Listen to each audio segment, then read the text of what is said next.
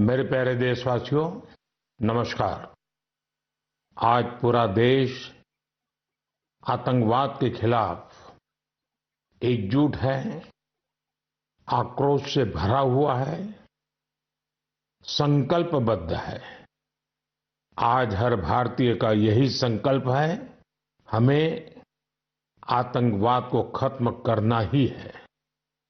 साथियों, ऑपरेशन सिंदूर के दौरान हमारी सेनाओं ने जो पराक्रम दिखाया है, उसने हर हिंदुस्तानी का सिर ऊंचा कर दिया है।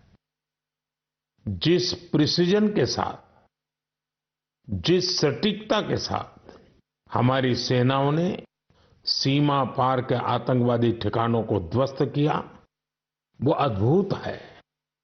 ऑपरेशन सिंदूर ने दुनिया भर में आतंक के खिलाफ लड़ाई को नया विश्वास और उत्साह दिया है। साथियों, ऑपरेशन सिंदूर सिर्फ एक सैन्य मिशन नहीं है, ये हमारे संकल्प, साहस और बदलते भारत की तस्वीर है। और इस तस्वीर ने पूरे देश को देशभक्ति के भावों से भर दिया है, तिरंगे में रंग दिया है। आपने देखा होगा, देश के कई शहरों में, गांवों में, छोटे छोटे कस्बों में तिरंगा यात्राएं निकाली गई। हजारों लोग हाथों में तिरंगा लेकर देश की सेना, उसके प्रति वंदन अभिनंदन करने निकल पड़े। कितने ही शहरों में सिविल डिफेंस वॉलंटियर बनने के लिए बड़ी संख्या में युवा एकजुट हो गए। और हमने देखा, चंडीगढ़ के वीडियो तो काफी वायरल हुए थे। सोशल मीडिया पर कविताएं लिखी जा रही थी, संकल्प गीत गाए जा रहे थे, छोटे छोटे बच्चे पेंटिंग्स बना रहे थे जिनमें बड़े संदेश छुपे थे। मैं अभी 3 दिन पहले बीकानेर गया था। वहां बच्चों ने मुझे ऐसी ही एक पेंटिंग भेंट की थी। ऑपरेशन सिंदूर ने देश के लोगों को इतना प्रभावित किया है कि कई परिवारों ने इसे अपने जीवन का हिस्सा बना लिया है।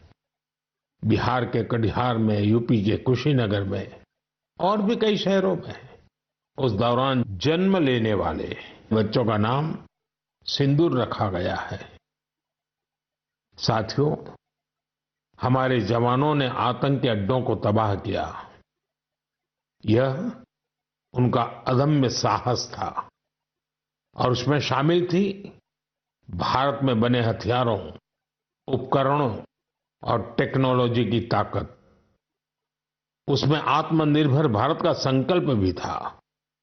हमारे इंजीनियर्स, हमारे तकनीशियन, हर किसी का पसीना इस विजय में शामिल है।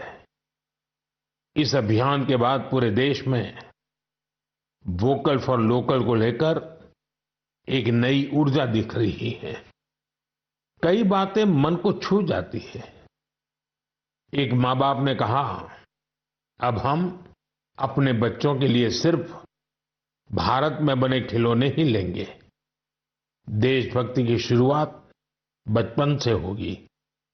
कुछ परिवारों ने शपथ ली है, हम अपनी अगली छुट्टियां देश के किसी खूबसूरत जगह में ही बिताएंगे।